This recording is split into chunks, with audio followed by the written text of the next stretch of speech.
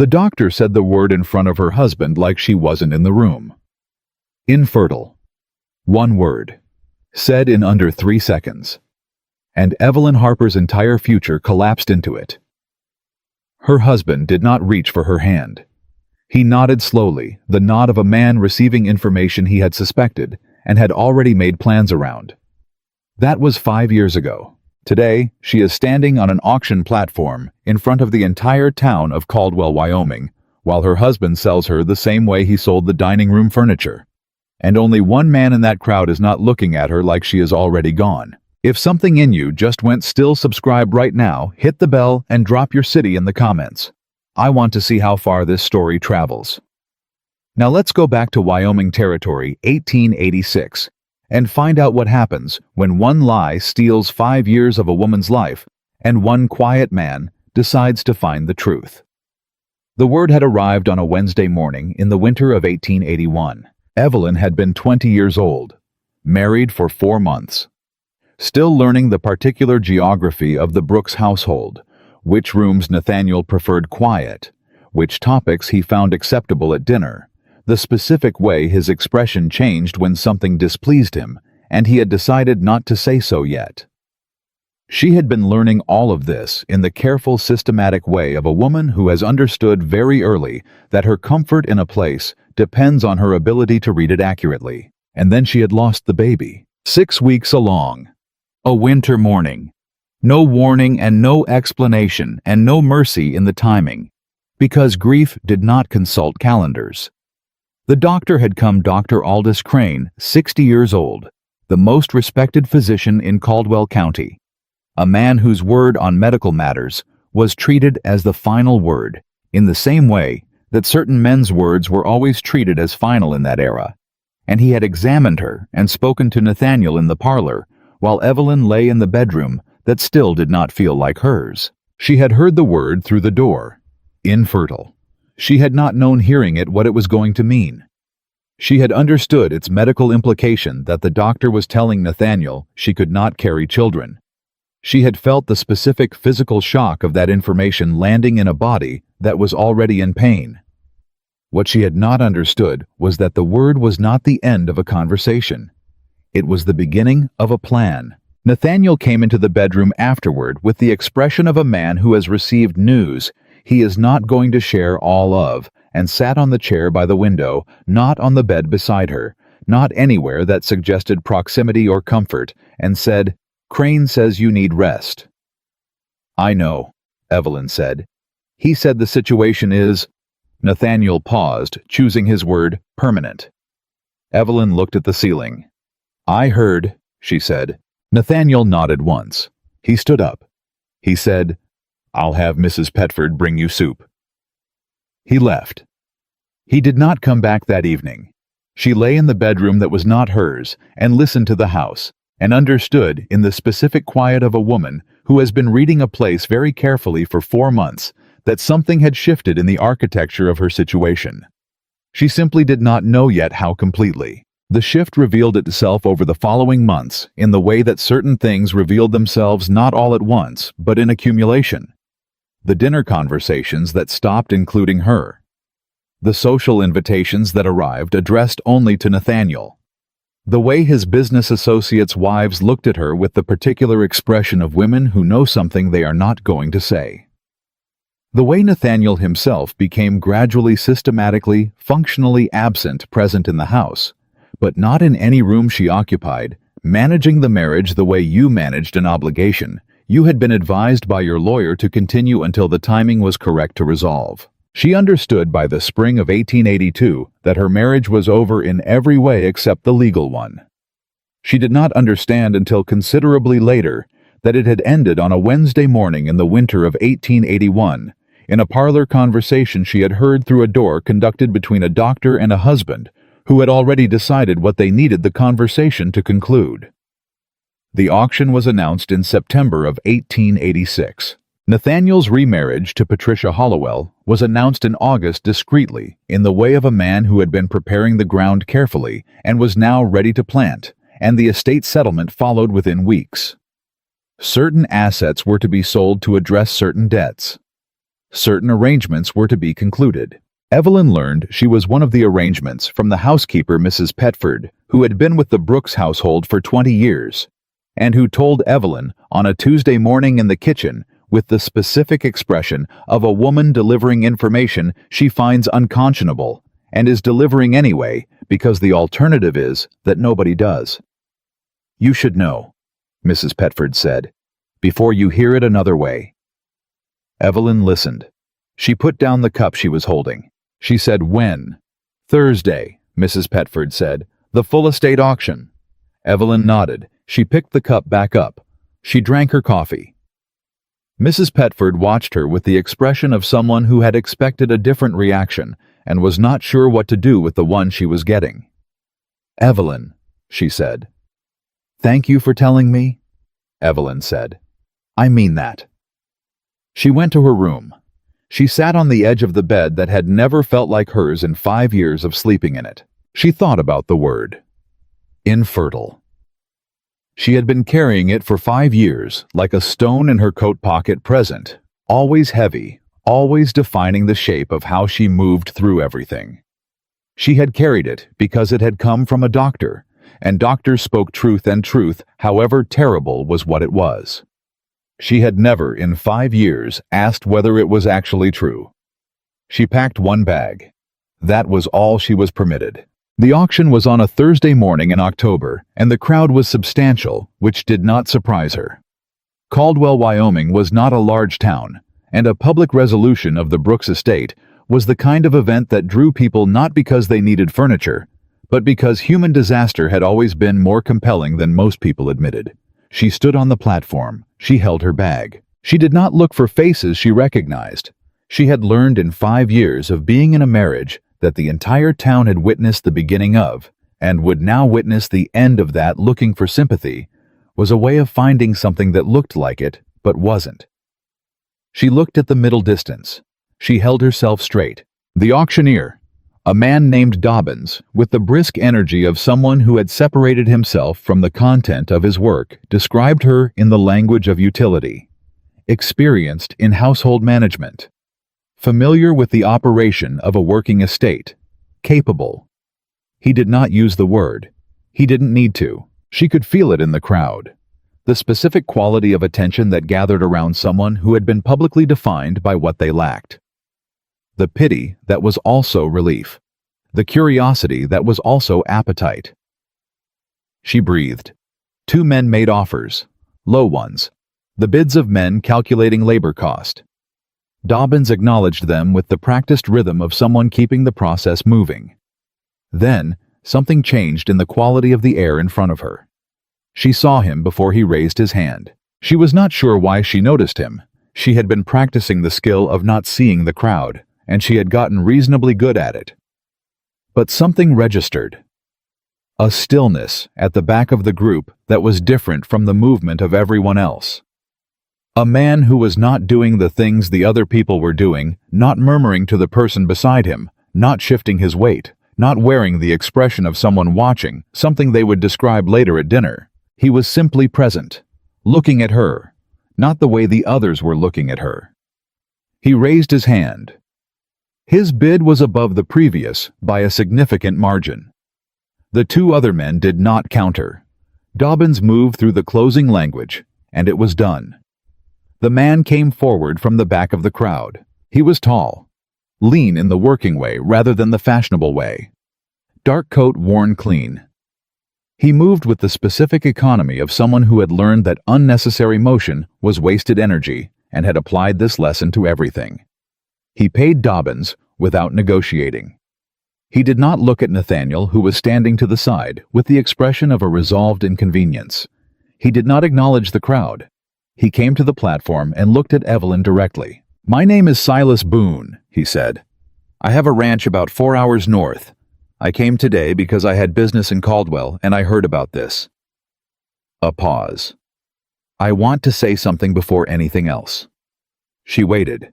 "What happened here today is not something I participated in because I think it was right," he said. His voice was low and even. "I paid money because there were 2 other men bidding, and I did not like what I knew about either of them." He held her gaze. That money does not give me any claim on you. I want to be clear about that. Evelyn looked at this man she had never seen before. What does it give you? She said. Nothing, he said. Except the chance to offer you a choice instead of a transaction. She held his gaze. What's the choice? She said. Come to the ranch, he said. Your own room, fair wages for the work you do. You leave whenever you decide to leave. I'll help you get where you're going. He held her gaze. Or don't come. Tell me no, and I'll give you the money I paid, and you can go where you want with it. Evelyn stood on the platform with her bag in her hand and looked at this man. She thought about the word. Infertile. She thought about 5 years of carrying it. She thought about a room with a key and wages, and the word choice said by someone who seemed to understand what the word actually meant. She thought about Nathaniel behind her standing with his resolved inconvenience expression. She did not look at him. The ranch, she said. Silas Boone nodded. He stepped back to give her room to descend. She walked off the platform. She did not look at Nathaniel. She would understand later that not looking was the first act of freedom she had performed in 5 years. The wagon was practical and well kept, which told her something. The horses were healthy, which told her something else. A man's animals said things about him that the man himself often didn't. She climbed up without help. He climbed up beside her. They drove out of the Brooks estate and through Caldwell, and she sat with her bag in her lap and breathed the October air and said nothing. He said nothing either. For 20 minutes they drove in quiet that was, and this surprised her enough that she noticed it not uncomfortable. Nathaniel's silences had always had temperature. This silence was simply quiet. Then Silas said, "When was the last time someone cared whether you were hurting?" Evelyn did not answer immediately, not because she was calculating an answer, because the question had arrived in a place she did not have a prepared response for, which was unusual. She had prepared responses for most things. She had been preparing responses to potential situations for 5 years. She had not prepared for this. "I don't know," she said finally. He nodded. He did not say he was sorry. He did not qualify or follow up. He simply received the answer and drove. She looked at the Wyoming territory spreading out around them, the October light on the hills, the particular quality of autumn in high country, and felt something she could not name, but which lived in the chest and was related to the specific sensation of being asked a question and having it mean something. "Your name is Silas," she said.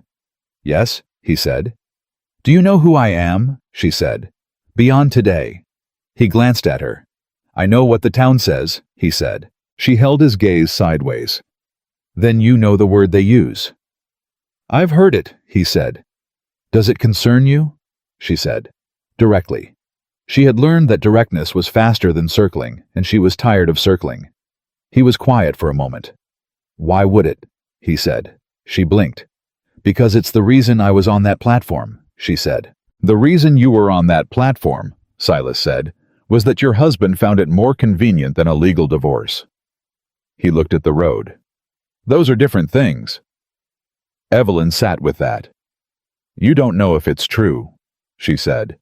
"The diagnosis." "No," he said. "I don't." "Neither do I," she said. He looked at her. "That seems like something worth knowing," he said. She had not thought about it in exactly those terms before. She had accepted the word the way you accepted a verdict, not because you agreed, but because the person delivering it had authority, and authority was supposed to mean accuracy. She had never once in 5 years asked whether the authority was trustworthy. "Yes," she said slowly. "It does." They drove. An hour from the ranch, the road curved into the foothills, and the air changed, the way mountain air changed in October, cooler, cleaner, the particular sharpness of altitude. Evelyn breathed it in. "Tell me about the ranch," she said. Not because she needed the information yet. Because she wanted to hear him talk about something that mattered to him. She had learned in 5 years of reading Nathaniel that the way a man talked about the things he'd built told you more about him than anything he said about himself. Silas was quiet for a moment. Then, 40 acres. I've had it 3 years. Built most of the structures myself. The fencing is solid. The barn is good. He paused. The house is functional. Functional, she said. It works, he said. It's been one person. It works for one person the way a tool works well enough for the purpose. He glanced at her. It could be more than that. I haven't had a reason to make it more. What makes a house more than functional? She said. He thought about it with the specific consideration of a man who did not answer questions he hadn't considered. Someone who treats it like a home, he said, instead of a place to sleep between work. Evelyn thought about the Brooks estate, which had been impeccable and had never once felt like a home. I know what you mean, she said. He looked at her sideways again. She had the feeling he was reassessing something. What? She said. Nothing, he said. Say it, she said. He was quiet for a moment. You're more direct than I expected, he said. Is that a problem? No, he said. The opposite. She looked at the road. She thought this man is going to be complicated to understand, and I am going to need to understand him. She also thought for the first time since a Tuesday morning in a kitchen, when Mrs. Petford had told her about the auction, I am going to need to stay somewhere long enough to figure something out. The ranch appeared when the light was going gold on the hills. She surveyed it, the way she surveyed everything, methodically reading what it said. The fencing was exactly as he'd described. Solid, maintained the work of someone who checked things regularly and addressed problems when they were small. The barn was large and practical, with the specific quality of a structure that was used seriously. The house was functional. He had described it accurately. Well-built, clean, lived in minimally. You built this, she said. Most of it, he said. By yourself. Yes. She looked at the house. Why, she said. He climbed down from the wagon. Looked at her. Why what? Why come out here alone, she said. Build something alone. Live in it alone. He helped her down. She accepted it, which she noted because she usually didn't, and he held the question for a moment. I had reasons, he said. I know, she said. I'm asking what they were. He looked at her with the steady, considering expression she was beginning to understand was simply how he looked at things he was deciding whether to say. Not tonight, he said. But I'll tell you. She nodded. She believed him. He showed her inside. The house was exactly what he had said, functional. The kitchen was in order. The rooms were clean. The room he showed her was the smaller of the 2 bedrooms, a bed frame with a sound mattress, a washstand, a window facing east, and nothing on the walls. He handed her a key. She looked at it.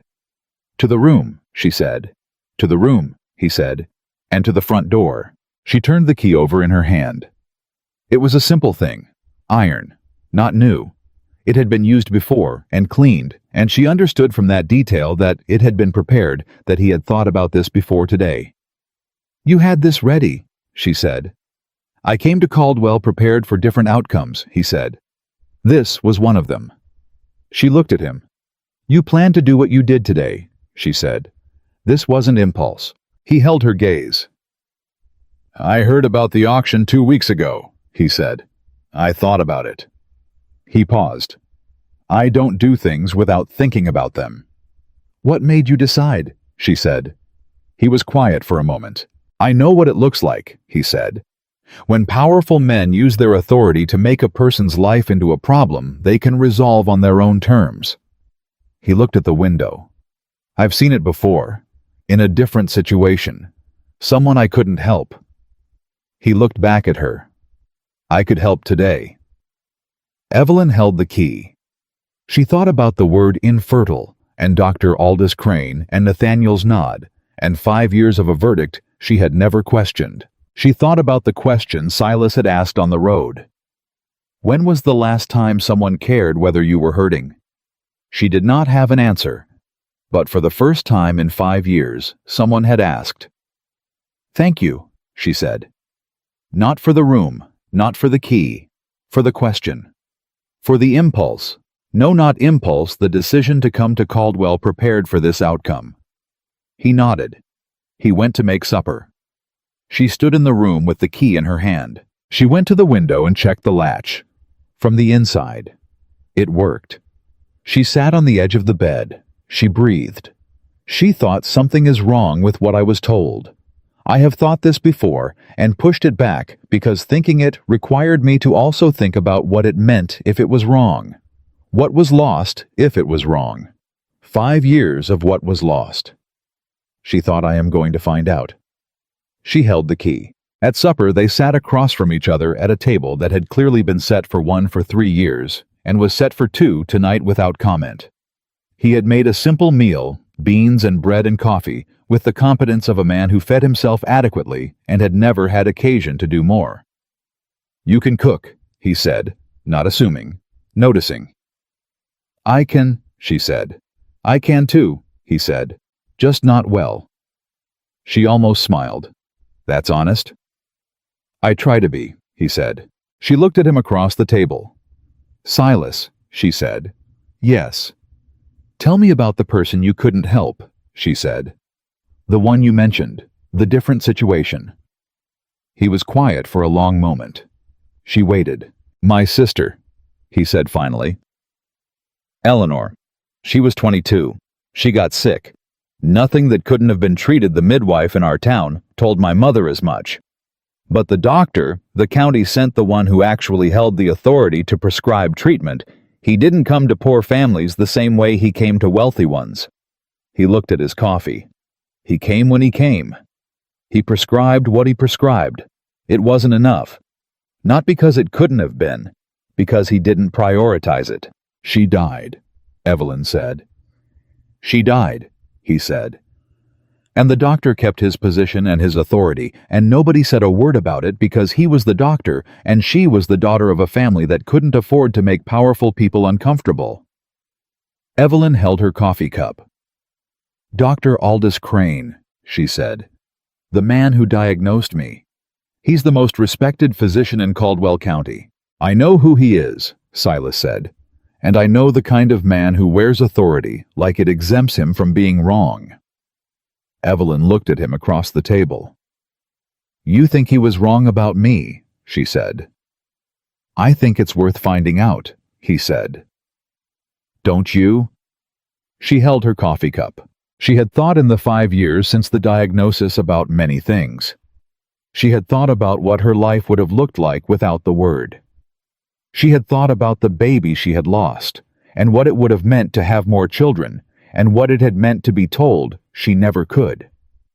She had thought in the particular private hours of a marriage that had closed itself around her like a room with no windows about whether any of it could have been different. She had not in 5 years allowed herself to think about whether the diagnosis itself could have been wrong.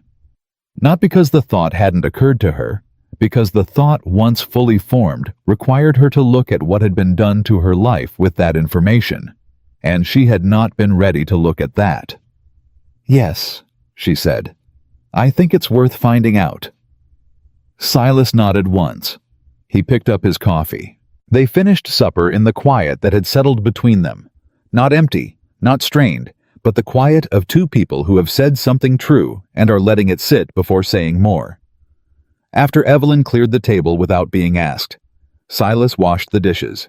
She stood in the kitchen and watched him do it. This man, who had built a ranch alone and paid for her freedom without calling it that, and washed his own dishes without thinking about whether that was something men did.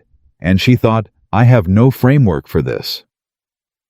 Nothing in her experience had given her a way to understand a man who simply did the next necessary thing without organizing it around who was supposed to do it. She was going to have to build a new framework. She thought she might be ready to do that. She went to bed. She lay in the dark of a room that was hers, with a key that was hers in a house that had been one person's for 3 years and was now provisionally, tentatively, with the specific caution of someone who had learned that provisional and tentative were necessary to peoples. She checked the window latch from the inside. She breathed. She slept. The morning was a revelation, not because anything dramatic happened, because nothing dramatic happened, which was itself the revelation. She woke before sunrise. a habit from 5 years of a household that required her to be functional, before anyone else noticed her, and went to the kitchen and made coffee, and stood at the stove, and waited for the specific tension that had been the background noise of every morning for 5 years. It did not come. The house was simply quiet. She made breakfast. Silas appeared at 5:30, already dressed, and looked at the stove, and then at her with an expression that was not surprise exactly, but was the adjustment of someone whose expectations had been organized around a different morning. "You didn't have to," he said. "I know," she said.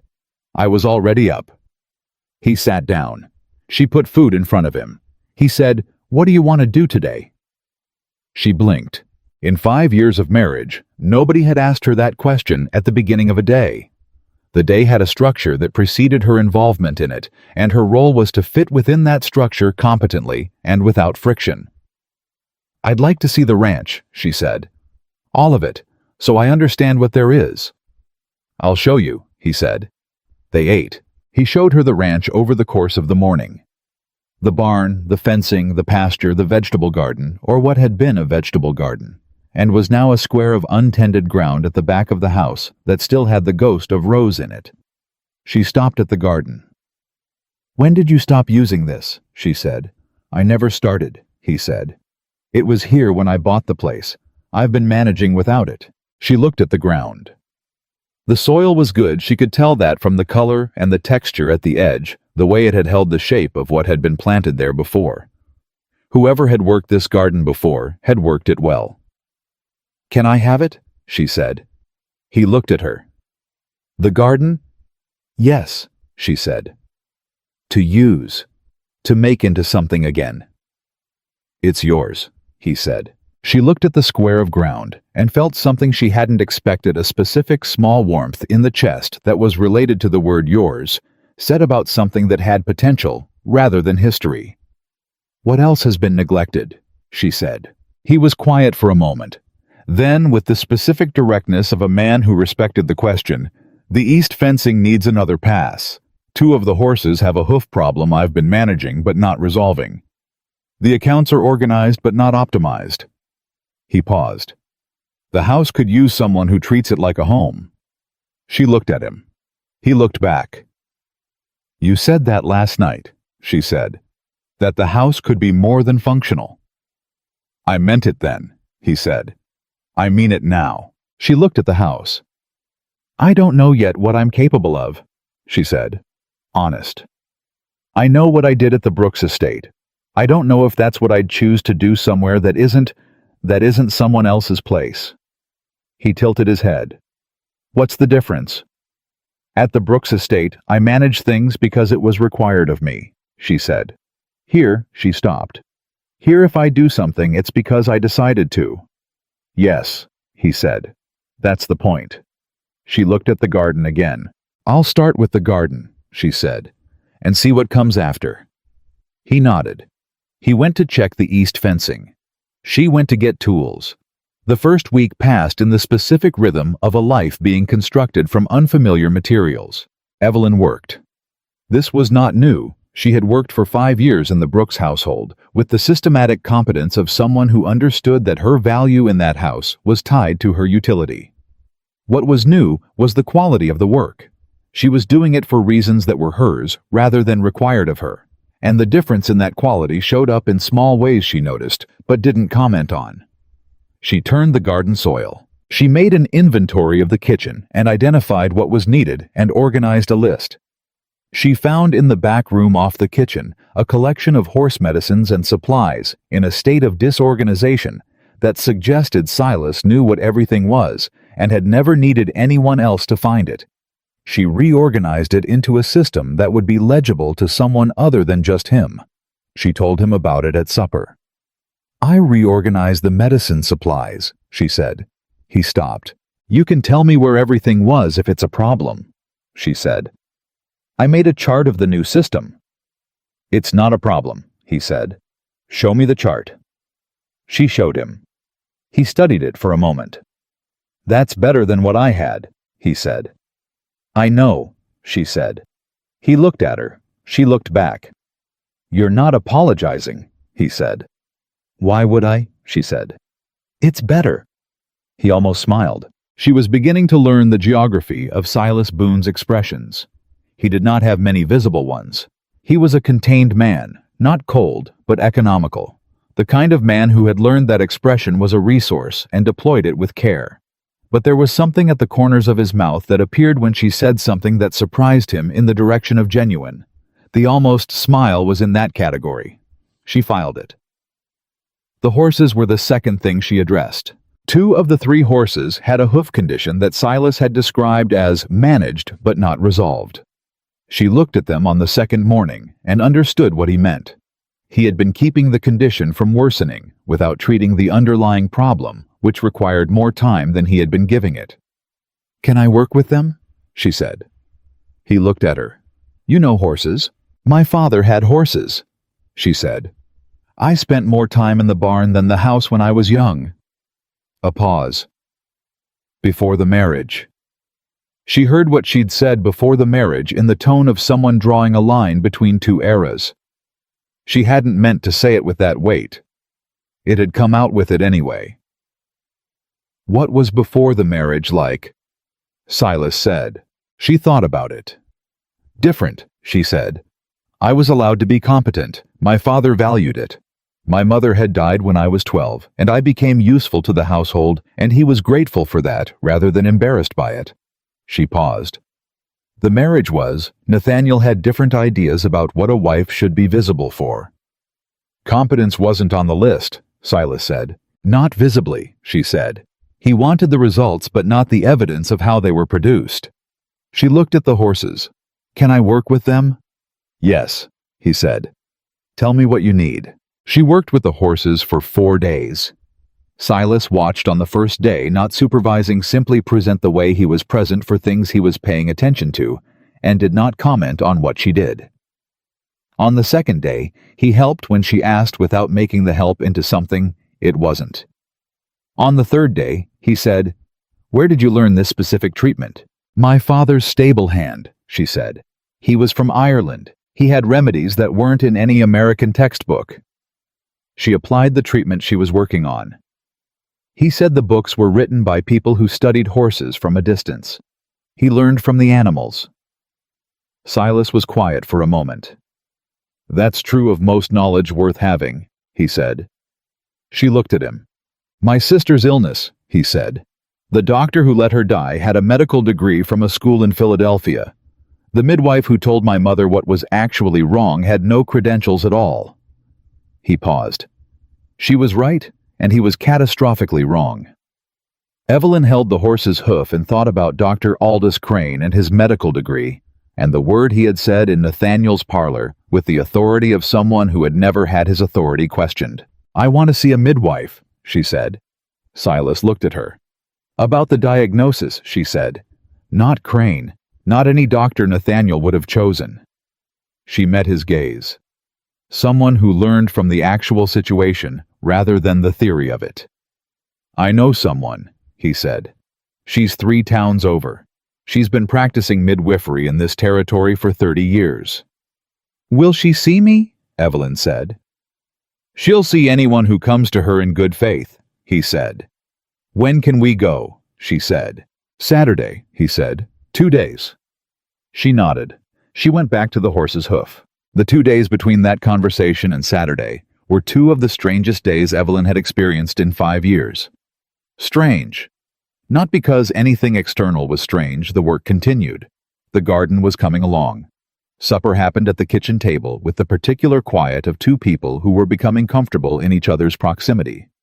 But because she was carrying the specific weight of a question she had been too afraid to ask for 5 years, and was now 2 days from asking, what if the diagnosis was wrong? She had thought this before and suppressed it. She suppressed it now because she could not afford to fully open the question before she had an answer. The gap between the question and the answer was where the most damaging thinking lived, the kind that enumerated what had been lost, what 5 years of the wrong word had cost. She would get the answer first. Then she would do the accounting. Silas noticed her quietness on Friday evening. You can say no, he said. About Saturday, if you're not ready. I'm ready. she said. You seem somewhere else, he said. She looked at him. I'm trying not to do the calculation before I have the number, she said. He held her gaze. The calculation of what was lost, he said. Not a question. He had followed the logic immediately. Yes, she said. Good instinct, he said. Wait for the number. I'm trying, she said. He was quiet for a moment. Then, what helped you manage the 5 years? She thought about it honestly. Doing the next necessary thing, she said. Not looking at the full picture, just what was directly in front of me that needed doing. Same thing, he said. For 3 years here. She looked at him. After Eleanor died, he said. I was the calculation of what was lost was not manageable, so I stopped looking at it and looked at what was directly in front of me. He looked at the table, built the fencing, built the barn, built the house. He paused. By the time I had looked up, 3 years had passed. Is that living? She said. He held her gaze. It's surviving, he said. I know the difference. She held that. Do you think there's a version of this that's more than surviving? She said. He was quiet for a long moment. I think I might be finding out, he said. The kitchen was very quiet after that. She picked up her coffee cup. He picked up his. They sat. Saturday arrived. The ride to the midwife's town took 4 hours. They left before sunrise and drove in the particular quiet of early morning that was different from evening quiet, more potential in it, less settled. Evelyn sat beside Silas and held the specific steadiness she had developed for moments. She could not control the stillness of a woman who has learned that internal weather does not have to be visible. Silas drove without asking her to talk. She was grateful. About 2 hours in, she said, What's her name, the midwife? Agnes Falk, he said. She delivered half the children in 4 counties. She also, he paused. She also has a reputation for not deferring to doctors when she disagrees with them, which has made her enemies in certain circles and very trusted in others. Does she know we're coming? Evelyn said. I sent word yesterday, he said. She said to come. Evelyn nodded. Silas, she said. Yes, if she says the diagnosis was accurate, Evelyn said. If Crane was right, then you'll know, he said, and you'll decide what to do with knowing. And if he was wrong, she said. He glanced at her. Then you'll know that too, he said. And we'll decide what to do with that. We. She had noticed the word the first time he used it in the barn talking about the horses. She noticed it again now. It was not a word she was accustomed to having applied to her situation. She let it sit. Agnes Falk's house was at the edge of a small town called Mercy, which Evelyn noted with the specific dark humor of a woman who had spent 5 years being denied it. The house was modest and well-ordered, and Agnes herself was 70 or close to it, with the specific quality of someone who had been doing serious work for so long that the work had become indistinguishable from who she was. She looked at Evelyn directly when she opened the door. Mrs. Brooks, she said. Miss Harper, Evelyn said, and then, or just Evelyn. Agnes Falk looked at her for a moment with the assessing gaze of someone who took in a great deal in a short time. Then she stood back and said, Come in. Silas stayed in the front room. Evelyn went with Agnes to the back room and answered questions, all of them directly in the order asked, without softening anything. She told Agnes about the pregnancy and the loss and the timing and what Dr. Crane had said and what had been said in front of her and what she had been told afterward. She described symptoms from the years since, things she had noted and not reported, because there was no one to report them to who would take them seriously. Agnes listened. She examined. She took time. When she was done, she sat back and looked at Evelyn with an expression that had something in it Evelyn couldn't read yet. Tell me what you know, Evelyn said, because she was done waiting for people to decide when she was ready to hear things. Agnes looked at her steadily. You had a miscarriage, Agnes said, which caused complications, temporary complications with proper treatment that could have been fully resolved within a year. Evelyn held her breath. The diagnosis you were given, Agnes said, is not supported by what I'm seeing. The room was very quiet. Say it plainly, Evelyn said. Her voice was level. She was proud of that. You are not infertile, Agnes said. You never were. What you had was an untreated condition following the miscarriage. The absence of treatment made it worse over time, but it is not permanent. With proper care now, she paused. I cannot promise outcomes, but the door is not closed. Evelyn sat very still. Are you certain? She said. As certain as I am of anything, Agnes said, which after 30 years is fairly certain. She held Evelyn's gaze. The diagnosis you were given was either careless beyond professional excuse or deliberate. I cannot tell you which, but I can tell you it was wrong.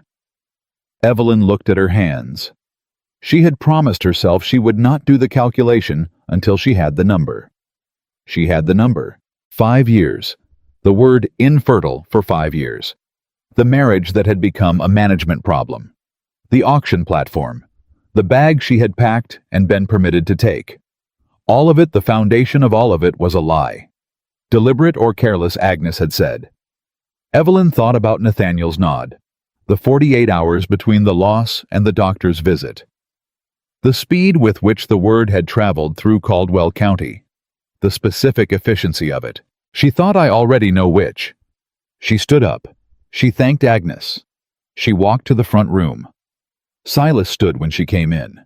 He looked at her face. He did not ask immediately. He simply looked at her and waited with the specific patience of a man who understood that some information needed a moment before it was spoken. She says the diagnosis was wrong, Evelyn said. Silas was very still. She says I'm not infertile, Evelyn said. I never was. The condition from the miscarriage was treatable. It was never treated because the diagnosis removed the reason to treat it. He held her gaze. She also said. Evelyn continued, and her voice was doing something she was working to control, that it was either careless beyond excuse or deliberate. She held his eyes. I think you and I both know which. Silas looked at her for a long moment. Yes, he said quietly. I think we do.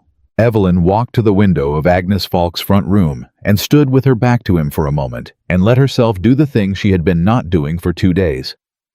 The calculation. 5 years of a word that was a lie. 5 years of a marriage that had operated on that lie as its foundation. The auction. The platform. The word said in front of a crowd. All of it constructed on a diagnosis that was wrong, either through carelessness, that was its own crime, or through deliberate corruption that was something much worse. She breathed. Then she turned around. I want to know which, she said. Silas met her eyes. I know, he said. I want to know if Crane was paid to say it, she said. I want to know if Nathaniel arranged it. I want to know if there is documentation of any kind that shows what actually happened in that parlor and why. Her voice was even, clear, the voice she used when she was certain of something. Can you help me find out? He held her gaze. Yes, he said. No qualification, no caution, just yes. She nodded. They thanked Agnes. They drove home. The ride back was different from the ride out. The morning had had potential in it. The afternoon had fact. Evelyn sat beside Silas and held the fact and let it take the shape it was taking and did not try to manage it into something smaller. About an hour from the ranch, she said, Thank you for today. You would have gotten here eventually without me, he said. Maybe, she said. But I got here today. She looked at him. That matters. He drove. After a while he said, What do you want to do with it? The truth, when we have it confirmed. She had been thinking about this since Agnes's back room. I want it public, she said.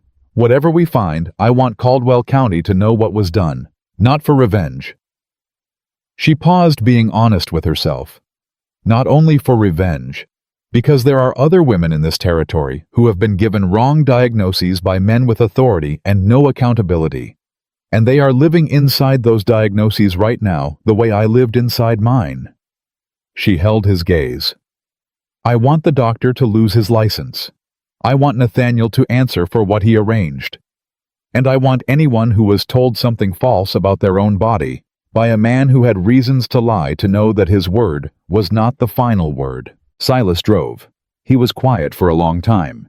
Then he said, That's going to take more than the two of us. I know, she said. It's going to take time, he said, and people willing to speak, and a legal process that doesn't favor wealthy men. I know, she said again, and it might not work completely, he said, the way you want it to. I know, she said. I still want to try. He looked at her sideways. All right, he said. All right, she said. We'll find out what there is to find, he said, and we'll figure out what to do with it. We again. She thought about that word and what it had cost her to not have it for 5 years, and what it felt like now, said simply by a man who meant exactly what he said. Silas, she said. Yes. When I came to the ranch, she said, you gave me a room and wages, and you said I could leave whenever I chose. She held his gaze. I want you to know that I am not staying because I have nowhere to go. He looked at her. I know, he said. I want you to know I know that you know, she said. Because it matters to me that you understand it as a choice. He was quiet for a moment. Then, what made it a choice? She thought about it honestly. The key, she said. The first night, you gave me a key to the room and told me it locked from the inside. She looked at the road. No one in 5 years had given me a key to anything. She paused. It told me something about who you were. He drove. What did it tell you? He said. That you understood the difference between safety that comes from someone else's permission and safety that comes from your own ability to secure it, she said, and that you thought I deserved the second kind. He was quiet for a long time. Then he said, You do. She held that. The ranch came into view in the late afternoon light, and she looked at the garden she had started, and the fencing that was repaired, and the house that was becoming more than functional, in the incremental way that things became more than what they were when someone decided to treat them as what they could be. She had been there 2 weeks. She was no longer counting how long she had been carrying the word infertile. She was counting something else now. The days since she had understood that it might not be true. The days since someone had asked her a question that required a genuine answer. The days since a man had given her a key that locked from the inside and not explained why. She was counting those days differently. Because they were different. Because she was for the first time in 5 years building something rather than managing what someone else had built. And the building she was learning was its own kind of answer to everything the lie had taken. Because they were different, and the building she was learning was its own kind of answer to everything the lie had taken from her day by day in the specific, incremental way that truth reclaims ground from the wrong that displaced it. The investigation began quietly. Not because Silas was a cautious man by nature, he was not particularly, but because he understood from the specifics of what they were dealing with that loud and fast would alert Nathaniel before they had what they needed. Nathaniel Brooks was a man with lawyers and influence, and the specific advantage of having shaped the story first. The only way to undo a story told first was to gather everything before announcing that the story was wrong. So they were quiet. Silas started with what he knew how to do, which was talk to people. Not important people, not the people who had public positions and public reputations to protect. The people below those people. The ones who saw things and heard things and were never asked about them because powerful men assumed the invisible people were also uninformed. The first person he went to see was Nathaniel's former stable hand. A man named Edwin, who had worked the Brooks estate for 6 years and had left 3 months before the auction, which Silas noted as a meaningful timeline. He found Edwin at a property 2 towns east, hired on for seasonal work. He drove out on a Tuesday alone and found him in the early afternoon. Edwin looked at Silas with the specific expression of a man who has been waiting for someone to come and is not entirely surprised when they do. "Your ward," Edwin said. "Boone," Silas said. "Silas Boone. I have the ranch north of Caldwell." "I know who you are," Edwin said. "I know about Miss Harper." "Mrs. Brooks," Silas said. "And then she calls herself Miss Harper now." Edwin looked at him. "Good," he said, with the specific weight of a man who has an opinion about the situation and has not had occasion to express it until now. "I want to ask you about the doctor's visit," Silas said. "The one in 1881, after she lost the baby." Edwin's jaw tightened, just slightly. The jaw of a man organizing something he had been keeping organized for a long time. "What do you want to know?" he said. "Was it arranged before the baby was lost?" Silas said directly. "The visit, the diagnosis." Edwin was quiet for a long time. Silas waited. "I don't know when the arrangement was made," Edwin said finally, "but I know that Dr. Crane came to the estate twice before she lost the baby. Private visits, not to see Miss Harper." He paused. "To see Mr. Brooks." Silas held very still. "What were the visits about?" he said. "I wasn't in the room," Edwin said, "but I saw Crane leave the second time, and Mr. Brooks walked him to the carriage, which he didn't do for people he wasn't pleased with." He looked at the ground. 2 weeks later she lost the baby, and Crane came back the next day. "And the diagnosis followed," Silas said. "The same visit," Edwin said. "Same morning." The silence between them was the specific silence of two men sitting inside the shape of something terrible. "Will you write that down?" Silas said. "What you saw. The dates of the visits, if you remember them. What you observed." Edwin looked at him. "Will it matter?" "I'm going to make it matter," Silas said. Edwin looked at him for a long moment. "Give me paper," he said. Silas gave him paper. Edwin wrote for 20 minutes. His handwriting was labored, but his memory was precise. Dates, observations, the specific details of a man who had been storing information without knowing when it would be needed, but understanding that it might be. Silas drove back to the ranch with Edwin's statement in his coat pocket, and the specific, careful energy of a man who has just found the first stone of a foundation. He told Evelyn that evening. She was at the kitchen table with the ranch accounts she had taken over, managing them 3 weeks in, reorganizing them the way she reorganized everything with the systematic precision that had been an inconvenience to Nathaniel and was proving to be an essential asset to a working ranch, and she looked up when he came in and saw his face. "Tell me," she said. He sat down. He told her. She listened without interrupting, which was how she listened to things that mattered completely, holding everything and waiting until it was finished before she let herself react. When he finished, she was quiet for a moment. Then, "He met with Crane before I lost the baby." "Twice," Silas said, "which means the plan existed before the loss gave him the opportunity," she said. "Yes," Silas said. She looked at the table. He watched her face, the specific, controlled expression of a woman processing something that required both thought and the management of what the thought produced. "He needed me gone," she said. "But he needed it to be my failure rather than his decision. A divorce would have required explanation, public explanation." She held Silas's gaze. "But a wife who couldn't produce an heir, that was a sympathetic situation for him. It made him the person managing a difficult circumstance rather than the person ending a marriage for personal advantage." "The Hollowell family," Silas said. "Her father's land and political connections. He had been planning it," Evelyn said. "Before I even lost the baby, he had been planning it. The loss just gave him the moment." She breathed. "The baby died, and before I had finished grieving it, he was already in the next stage of the plan." Silas said nothing. Some things didn't need commentary. They needed acknowledgement. "What next?" she said. "Crane," he said. "I need someone who can access his records, his practice in Caldwell. If there's documentation of the arrangement with Nathaniel." "There won't be," she said. "Not in the obvious place.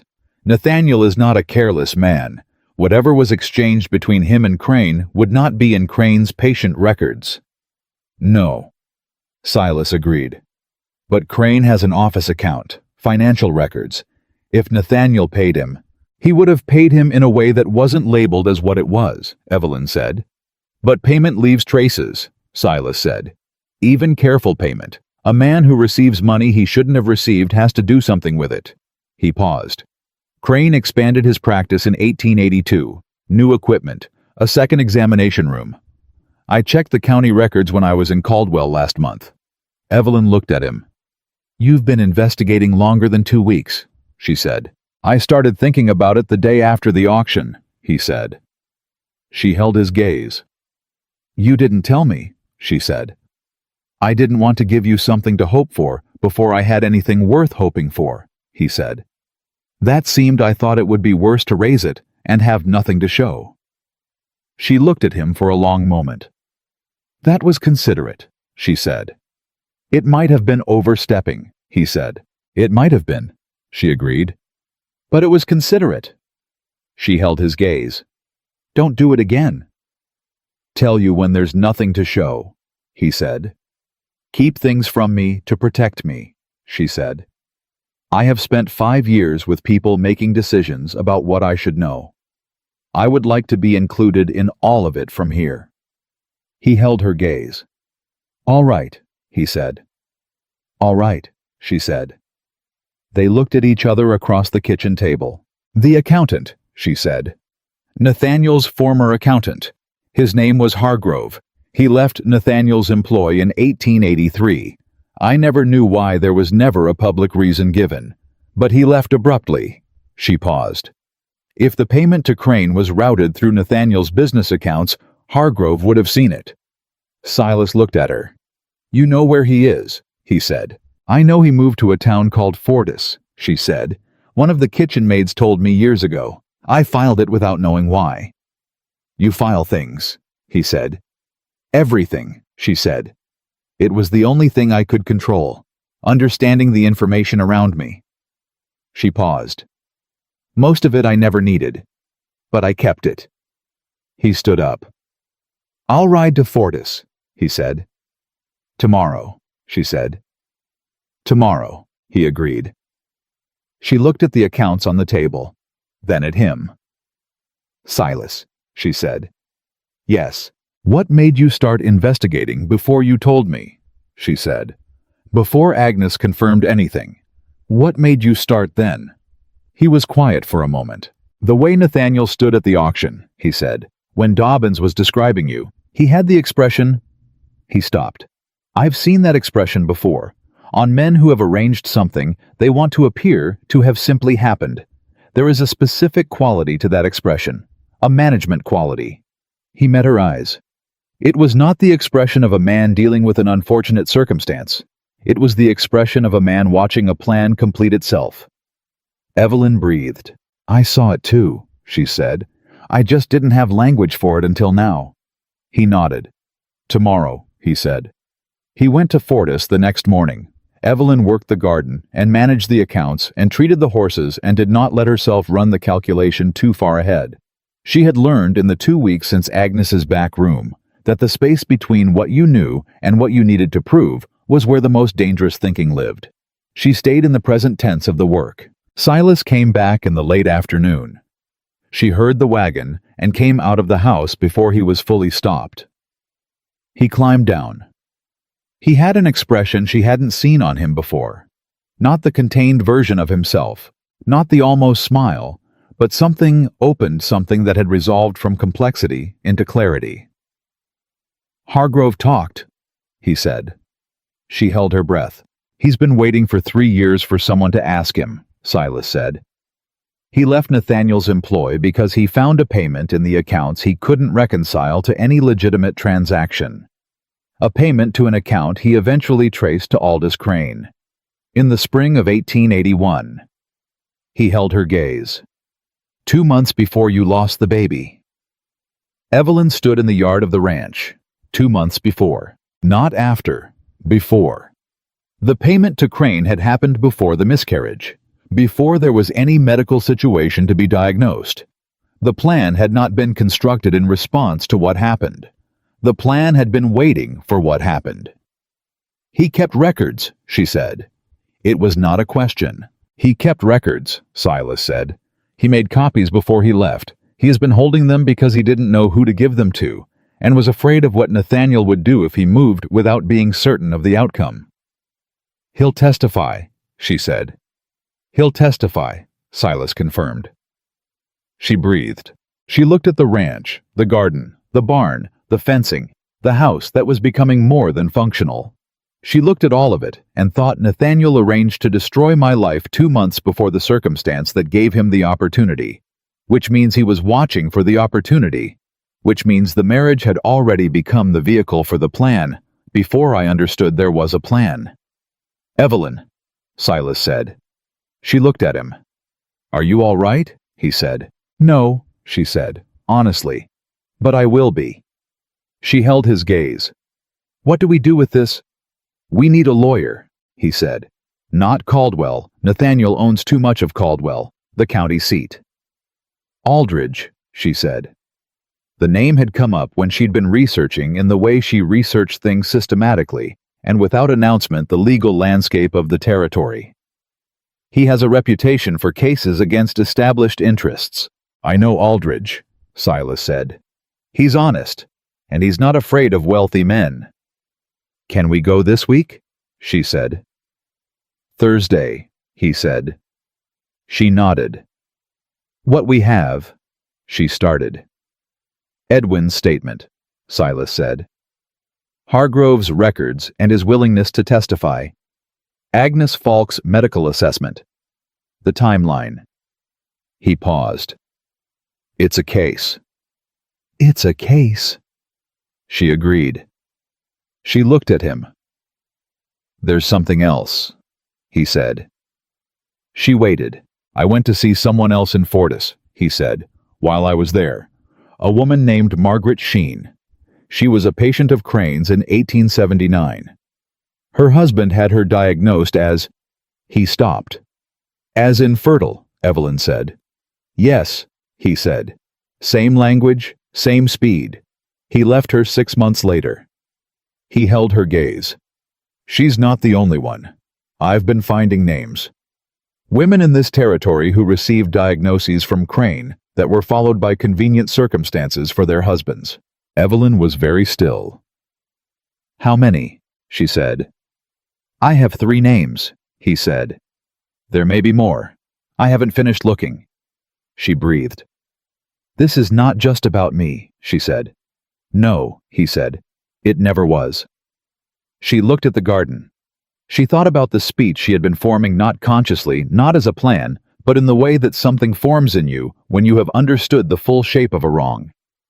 She had been thinking about what she wanted to say when the time came. She thought about the other women.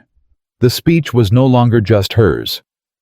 I want to meet Margaret Sheen, she said. I thought you might, he said. I told her someone might contact her. She looked at him. You thought ahead, she said. I try to, he said. She held his gaze. Silas, she said. Yes. When you came to the auction, she said. You said you had business in Caldwell. What business? He was quiet for a moment. There was no business, he said. She looked at him. I came because I had heard about the auction and I wanted to see what the situation was, he said, and decide whether there was something I could do that was the right thing to do. He held her gaze. There was no other business. She held that. You came specifically, she said. Yes, he said. Why? She said. He was quiet for the specific length of time that told her he was being careful with the answer, not because it was complicated, but because it mattered. Because Eleanor died because nobody came, he said. Because nobody showed up and did the thing that needed doing, because it was easier not to. He held her gaze. I decided a long time ago that if I was in a position to do the thing that needed doing, I would do it. He paused. The auction was the thing that needed doing. Evelyn looked at this man. She had been building a framework for him since she arrived, the man who paid for her freedom without calling it that, who gave her a key that locked from the inside, who investigated for 3 weeks before telling her, and then told her everything without being asked. The man who had said "we" without making it a statement and had come to Caldwell specifically with no other business. The framework was becoming very clear, and it was, she held this carefully because she had been wrong about men before, and the specific damage of being wrong about a man was the kind that took years to feel the full extent of. It was something she had not expected to find at the end of a platform in Wyoming Territory in October 1886. "Thank you," she said, "for all of it. For the auction and Edwin and Hargrove and Agnes and Margaret Sheen and the years of paying attention that had made all of it possible." "You would have gotten here," he said. "You keep saying that," she said. "It's true," he said.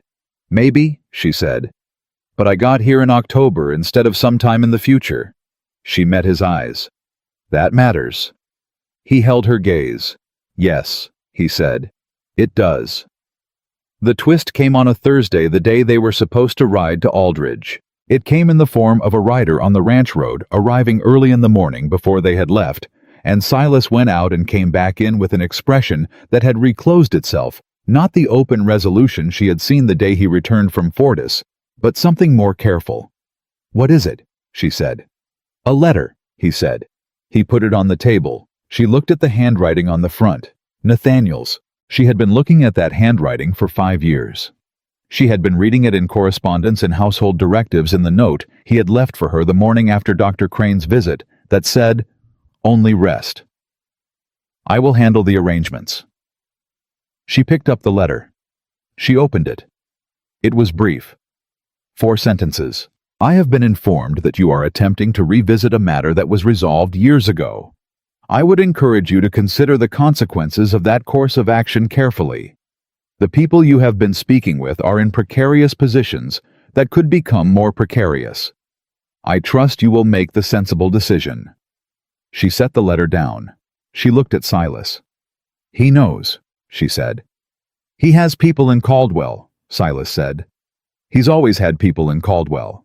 He's threatening Edwin," she said. "And Hargrove." "Probably," Silas said. "Can he reach them before we get to Aldridge?" she said. "He can try," Silas said. "But Hargrove has been sitting on those records for 3 years because he was afraid of Nathaniel. He contacted me because he was more afraid of living with the knowledge than of what Nathaniel might do." He held her gaze. "A man who has made that decision once doesn't usually unmake it when the threat becomes real. He's already past the point where fear of the threat is the governing factor." "You think," she said. "I think," he said. "I'm not certain." "Then we need to go today," she said. "Not wait for Thursday. Today." He looked at her.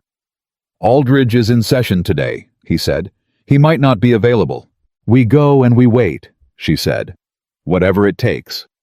She held his gaze. "Nathaniel sent this letter because he is afraid. He would not be afraid if he didn't understand that what we have is sufficient to matter. A man who has a comfortable story doesn't threaten people to stay in it." She stood up. "He's afraid. That means we're close enough that speed matters." Silas looked at her for 1 full second. Then he stood up. "I'll get the horses ready," he said. She put the letter in her coat pocket. They rode to the county seat. Aldridge was in session when they arrived, but his clerk, a young man with the particular energy of someone who has developed good judgment about which situations to interrupt for, looked at them and said, "I'll tell him you're here." He came out of his office in 15 minutes. He was 60 compact, with the expression of a man who had spent decades in rooms where powerful people said things they believed couldn't be challenged and had made a career of challenging them. He looked at Silas, then at Evelyn. He held her gaze for a moment with the specific assessment of a man who was deciding something quickly. "Come in," he said. They sat. Evelyn spoke. She told him everything in the order it had happened with the clarity she brought to everything that mattered. The miscarriage, the diagnosis, the 5 years, the auction, Agnes Falk's examination and assessment, Edwin's statement. She put the letter on Aldridge's desk. He read it. He put it down. He looked at her for a long moment. "You understand what you're asking," he said. "I understand exactly what I'm asking," she said. "I want Dr. Aldous Crane's license revoked and his fraudulent diagnoses exposed in a public hearing. I want Nathaniel Brooks to answer for the arrangement he made with Crane and for what was done to me and to the other women." She held Aldridge's gaze. "And I want the public record of Caldwell County to reflect what actually happened." Aldridge looked at Silas. Silas said, "I'll provide whatever I have and whatever else I can find." Aldridge looked back at Evelyn. "The other women," he said. "The ones Boone found." "We believe there are more," she said. "I'd like to find them before the hearing." "You want them in the room?" Aldridge said. "I want them in the room," she confirmed. Aldridge was quiet. He picked up the letter again and read it once more. "Nathaniel Brooks sent this morning," he said. "Yes," she said. "Which means he knows you've been gathering testimony," he said. "Yes," she said. "Which means his people in Caldwell are better positioned than I'd like," he said. He set the letter down. "Which means we need to move before he can apply pressure to your witnesses." "Yes," she said.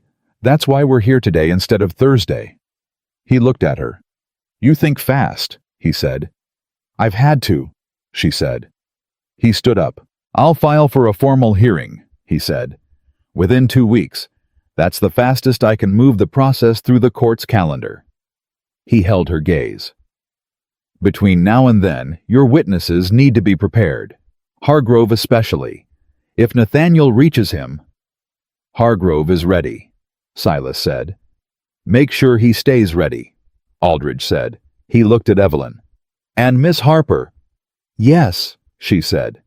"What you said at the end, about the public record, you intend to speak at the hearing yourself." "Yes," she said. "It will not be comfortable," he said. "Brooks's lawyer will attempt to—" "I know what Brooks's lawyer will attempt," she said.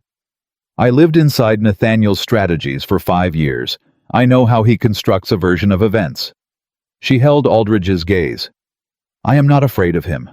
I am finished being afraid of him." Aldridge looked at her for a long moment. Then he said, "All right, I'll file today." She thanked him. They walked out into the county seat street. Silas stopped beside the wagon. He looked at her. She looked back. "You're not afraid," he said. "I said I wasn't afraid of him," she said. "That's not the same as not being afraid." "What are you afraid of?" he said. She thought about it honestly. "That I'll stand up in that room and say the true thing," she said, "and it won't be enough. That the truth won't be sufficient, because the people who need to hear it have already decided what version they prefer." She looked at him. "I've seen that happen. I've seen truth be insufficient because the people with authority chose a different story." Silas held her gaze. "That's a real fear," he said. "I'm not going to tell you it's unreasonable." "No," she said, "you wouldn't." "But," he said. She waited. "Hargrove has the financial records," he said. "Agnes has the medical assessment. Edwin has the timeline. Margaret Sheen and the other women have their own stories." He held her gaze. "The truth has documentation this time. It's not one person's word against a wealthy man's story. It's a pattern that has been recorded." He paused. "That's different from insufficient truth. That's documented truth." She looked at him. "You're not telling me not to be afraid," she said. "No," he said. "I'm telling you the fear is specific, and the specific thing it's afraid of is less likely than it feels." She held that. "That's a useful distinction," she said. "I try to be useful," he said. She looked at him. This man who drove to Caldwell with no other business and built a ranch alone for 3 years as the correct size punishment for something, and had been doing the thing that needed doing quietly for weeks, without being asked, and felt the framework she had been building become something more than a framework. She felt it become trust, real trust, the kind that wasn't constructed from lack of options, or necessity, or the logic of situation. The kind that was built from watching what a person did when they didn't have to do it, was built from watching what a person did when they didn't have to do anything, and had done it anyway every single time without making a production of the doing. She climbed into the wagon. He climbed up beside her. They drove back toward the ranch in the specific quiet of two people who have committed to something large and are living in the space before the large thing arrives. The 2 weeks before the hearing were the most concentrated work of Evelyn's life. Not the most difficult 5 years in the Brooks household had been difficult in the grinding directional way of daily erasure, which was its own category. This was different. This was hard with purpose. Hard in the way that building something was hard, rather than the way surviving something was hard. She rode to Fortis on Monday to meet Margaret Sheen. She had thought carefully about how to approach this. Not what to say, she never prepared speeches for situations where the real content depended on what she found. She thought about what she knew of Margaret, and what a woman carrying the same word for 7 years would need, and how to be present without making the meeting about her own story, rather than Margaret's. Margaret was 32. She had the contained posture Evelyn recognized from the inside the specific arrangement of a woman who has been told by authority what she was, and has spent years managing that information rather than questioning it. She looked at Evelyn with the particular combination of hope and wariness of someone who has been pitied before and found it worse than nothing. "I'm not here to be sorry for you," Evelyn said.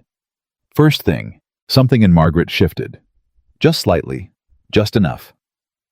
"Silas told me what Crane said to you," Evelyn continued, "and I want to tell you what Agnes Falk told me.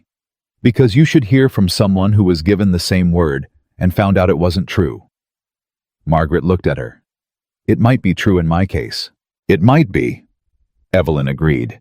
"But you deserve to find out from someone who examined you, rather than someone who was paid to reach a conclusion." She paused. "Will you go to Agnes?" Margaret was quiet for a long time. "My husband has 2 children now," she said. "With his new wife.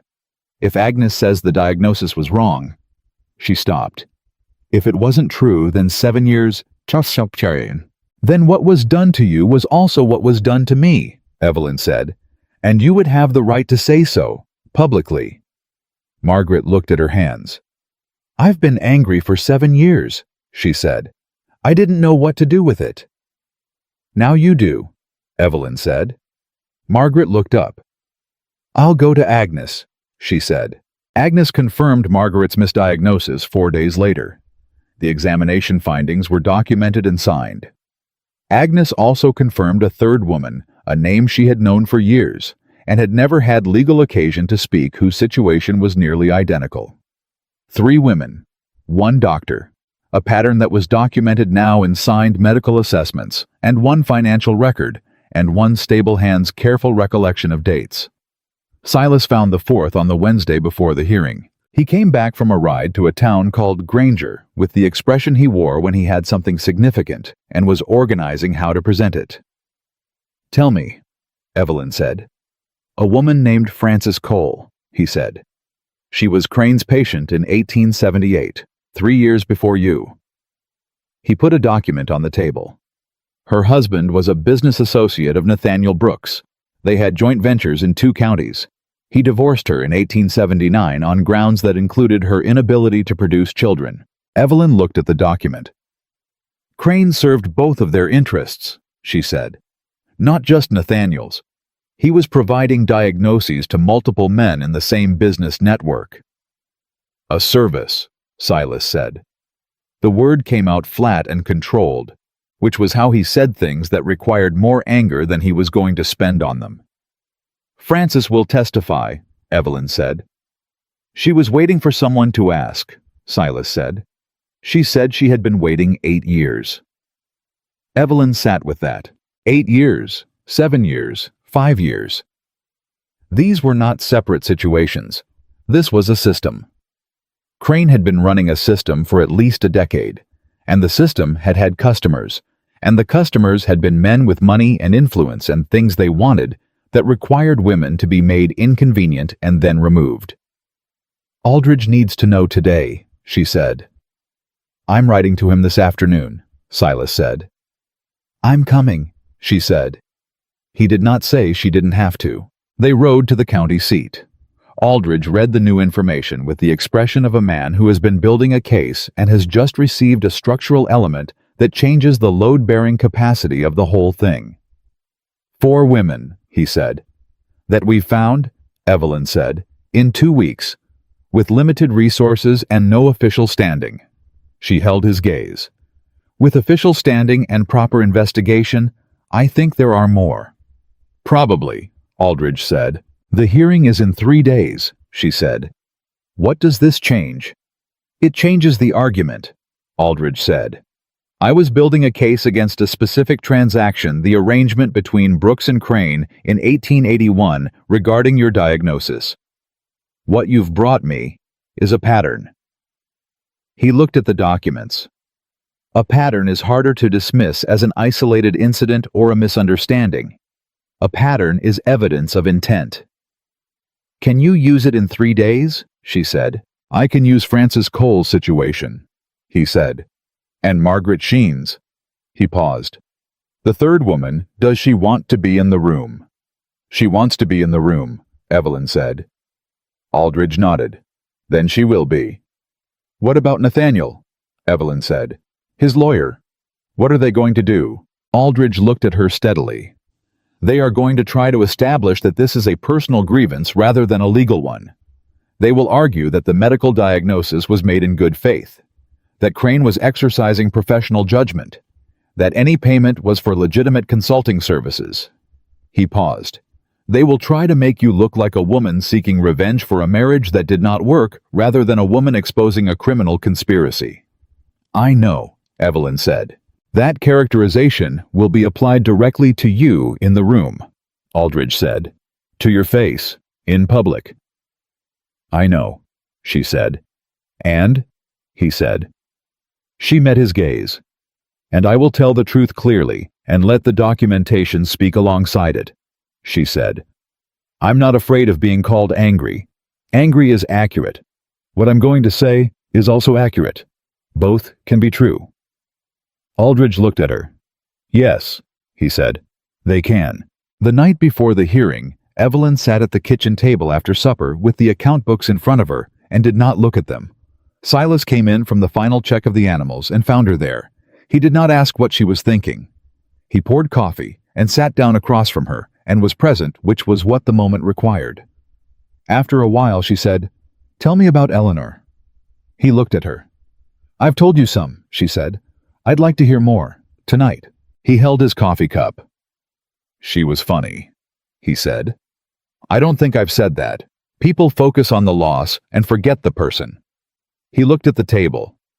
She was 22, and she had the specific kind of humor that sneaks up on you. You didn't see the joke coming until it had already landed. He paused.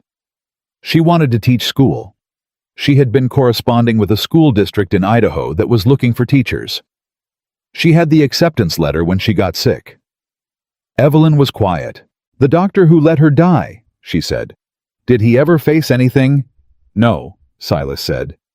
He practiced for 8 more years. He died of old age. She looked at her hands. That's why you came to Caldwell, she said. That's part of why, he said. What's the other part, she said. He held her gaze. I told you, he said. I saw the expression on Brooks's face, and I recognized what it was. That's the practical part, she said. What's the other part? He was quiet for a moment. I saw you on the platform, he said. You were holding your bag, and you were standing straight, and your face was completely composed. He looked at the table briefly, then back at her. And I could see what it was costing you to be composed.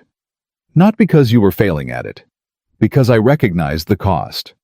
I know what it looks like when a person is holding themselves together by deciding to, rather than because it's easy. She held his gaze. I've been doing that for 5 years, she said. I know, he said, and I thought someone who has been doing that for 5 years and is still standing straight on an auction platform deserves to stop doing it alone. Evelyn looked at this man across the kitchen table. Silas, she said. Yes. After tomorrow, she said. When the hearing is done, and whatever happens has happened, she paused.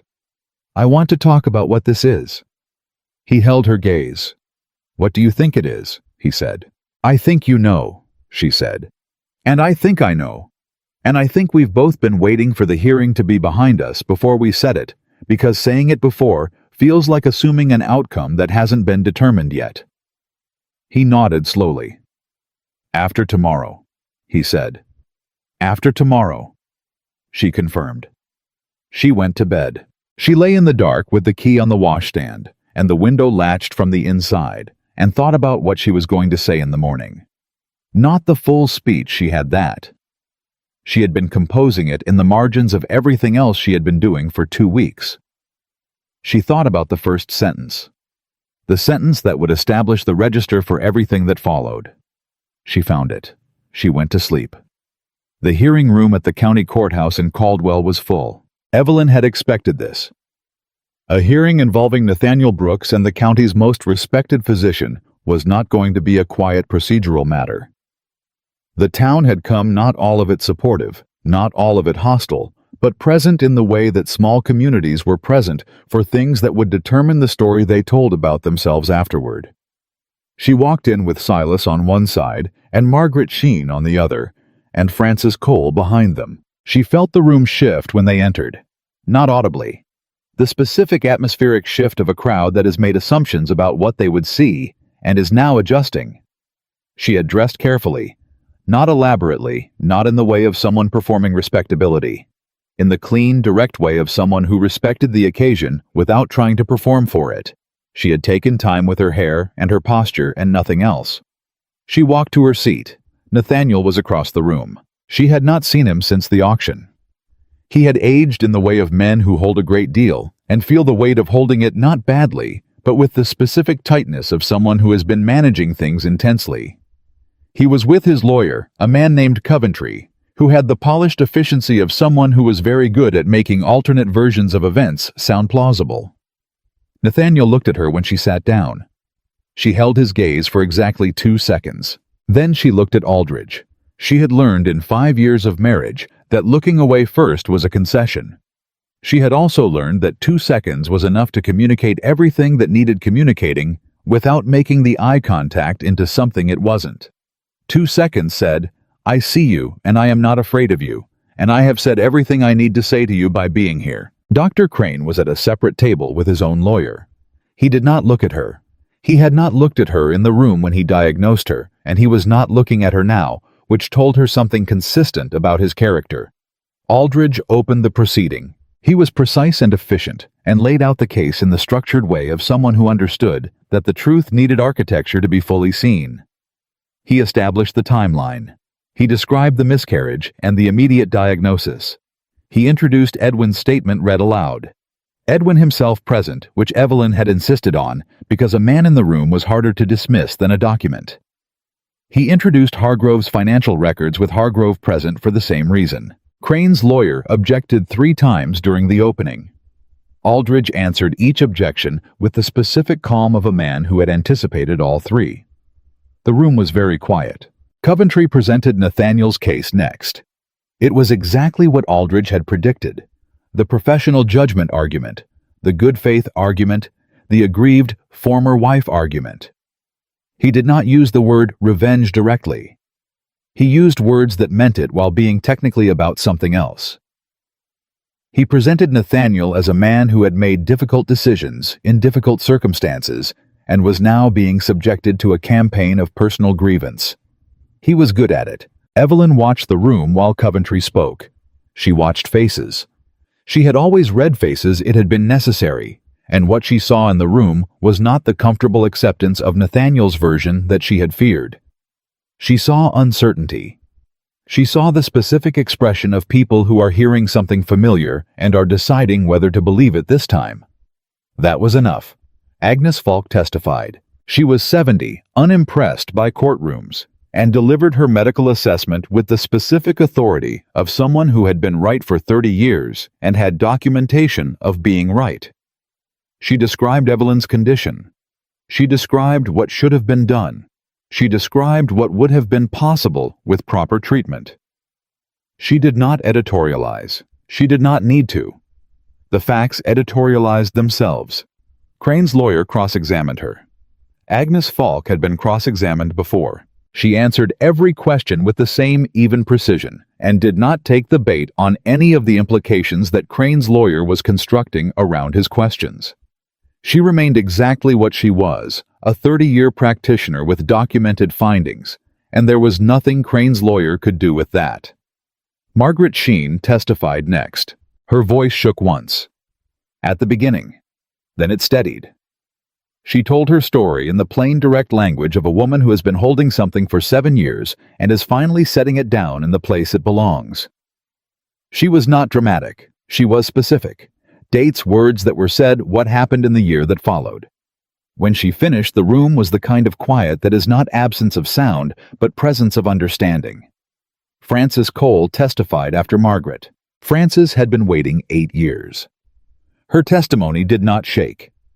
It arrived with the particular weight of long-held truth finally released into the space it had been denied. The pattern was now in the room. 4 women, 1 doctor. A payment recorded by a man who had kept the record because he understood even then that it was the kind of thing that should be kept. Hargrove testified about the payment. He was precise and unshakable. He had been a professional accountant for 20 years, and he presented financial information the way a surgeon presented an organ with the specific clarity of someone who had removed it from its context in order to show exactly what it was. The payment to Crane, the date, the account it came from, the lack of any legitimate business purpose that could explain it. Coventry cross-examined with considerable force. Hargrove was not moved. Then Evelyn stood up. The room shifted again. She had been sitting throughout the testimony. She had listened to everything, to Edwin's statement, and Agnes's assessment, and Margaret's voice steadying, and Frances's 8 years of held truth, and she had held all of it. And now she stood up, and the room understood that something different was about to happen. She looked at Aldridge. He nodded. She turned to face the room. "I want to say something that is not legal evidence," she said. Her voice was clear, not loud, clear. And Aldridge has agreed that after 5 hours of legal evidence, the court can hear 1 minute of something else. The judge, who had been presiding with the expression of a man who had heard everything in 30 years and was prepared for most of it, looked at her. "1 minute, Miss Harper," he said. "My worth," she said, "was never measured by whether I could give someone a child." She paused. "I am saying this, not because I am trying to prove it to you. I know it is true. And I have known it was true, even in the years when everything around me was organized around telling me it was false." She held the room's attention, not by volume, by the specific gravity of someone saying something that they mean entirely. I am saying it because there are women in this territory and in this room, and in every room in this country, who have been told by someone with authority that their value was conditional, that it depended on biology, that it depended on what they could produce for someone else. She looked at Nathaniel directly, for the first time since she had sat down. And I want those women to hear someone say clearly, in a room full of people, and under the official record of this court, that is a lie. It has always been a lie. And the people who used that lie as a tool to manage inconvenient women are responsible for what they did with it. She looked back at the room. "That's all I have," she said. "The evidence speaks for the rest." She sat down. The room was completely silent. Silas beside her said nothing. He put his hand over hers on the table. She turned hers over. She held on. The judge recessed for an hour. He came back. He read his findings in the specific measured language of a man who was going to be very precise about this, because he understood that it would be cited in other rooms for years. The financial records were admissible and credible. The pattern of diagnoses across multiple cases combined with the documented payment established sufficient evidence of deliberate fraud, rather than medical error.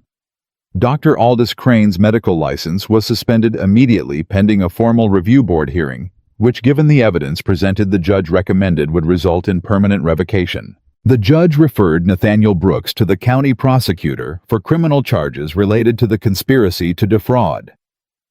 He was explicit that the financial records and the testimony of Hargrove established reasonable grounds for prosecution. He noted for the official record that the testimony of Agnes Falk established that the original diagnosis was incorrect and that this finding should be entered into the county medical record. Nathaniel's face across the room was the face of a man watching his carefully constructed architecture dismantle itself in public. He was controlled. She had always known he was controlled, but the control was costing him something visible now. The management quality she had named from a distance at the auction was present, but it had nothing left to manage. His lawyer was already leaning toward him. Evelyn could see the recalibration happening in real time. Crane did not look at anyone. Silas squeezed her hand once. She squeezed back. Margaret Sheen beside her on the other side exhaled a breath that was several years long. Aldridge came to them when the room began moving again, the particular movement of a crowd after something large that has concluded. "The criminal referral is significant," he said. "It doesn't guarantee prosecution, but it's on the record. The prosecutor will have to respond to it." "Will he?" Evelyn said. "Nathaniel Brooks is a wealthy man," Aldridge said, "with connections. The prosecutor is elected." "Then we make sure the county knows what's on the record," Evelyn said. Aldridge looked at her. "The hearing is public record," he said. "The transcript will be available." "I want it published," she said. "Not the full transcript, the findings, the pattern, Agnes's assessment. I want it in language that people can read without legal training." She held his gaze. "There are women in this county who need to read this." Aldridge was quiet for a moment. "The county newspaper," he said. "Yes," she said. He looked at Silas. Silas said, "I know the editor." "Yeah, of course he did." He had been quietly knowing the right people for 2 weeks. She had stopped being surprised by it. "Then speak to him today," Evelyn said to Silas. "Before anyone else does. Before Nathaniel's people get there first with their version." He was already standing. "I'll go now," he said. He looked at her. "Are you all right?" She thought about it honestly. "I'm more than all right," she said. "I'm finished." He held her gaze. "I know what that means," he said. "Yes?" she said. "I thought you would." He went. She sat in the emptying courtroom with Margaret and Francis and Agnes, who had come and sat with them after her testimony in the specific manner of a woman who understood that testimony was only part of what she was there to do. "That thing you said," Margaret said, "at the end, about worth not being conditional." "Yes," Evelyn said. "I've known it was true for 7 years," Margaret said. "I just didn't know anyone else would say it out loud." "Someone has to say it out loud," Evelyn said. "Every time. In every room it needs to be said in, until it stops needing to be said." Francis, who had been quiet since her testimony, said, "Are we there yet? Does it stop needing to be said?" Evelyn looked at the courtroom, the room where what had been done to them had been named and documented and officially entered into the record for the first time. "Not yet," she said. "But we're closer than we were this morning." Agnes Falk put her hand briefly on Evelyn's arm. "You did well," she said. "We did well," Evelyn said, looking at all 3 of them. Agnes nodded. They went outside. The courthouse steps were where Evelyn had not expected to feel it, the specific sensation of something that had been pressing from the inside, finally being allowed to move through rather than be managed. Not triumph. Something quieter than triumph, and more permanent. She stood on the courthouse steps in the October air and breathed. The same month. The same territory. 1 year almost exactly from the auction where she had stood on a different kind of platform with a bag and the specific composure of a woman who has decided that composure is all she has left. She was not performing composure now. She was simply standing. Which was its own kind of different. Silas came back 2 hours later with the look of a man who has done the thing that needed doing. "The editor will publish the findings tomorrow," he said. "I told him the full story. He had heard pieces of it through the county, but not the shape of it." He held her gaze. He said it was the most important story he'd printed in 10 years. She nodded. What about Nathaniel? She said. His lawyer requested a meeting with Aldridge this afternoon, Silas said, which means they're assessing their options. He'll try to make a deal before prosecution, she said. Probably, Silas said. Aldridge won't let him make a quiet one, she said. No, Silas said. He won't. She looked at the courthouse behind her. Silas, she said. Yes. You said after tomorrow, she said, about talking about what this is. He looked at her. It's after tomorrow, she said. He held her gaze. Yes, he said. It is. She met his eyes. I know what it is, she said. You know what it is. I think we've both known for a while and have been waiting for the right time. She paused. I don't want to wait anymore. I've spent 5 years waiting for the right time and then not having it come. He was quiet for a moment. Then, what is it? He said. Not because he didn't know, because he wanted to hear her say it. She understood that. She had learned to understand him.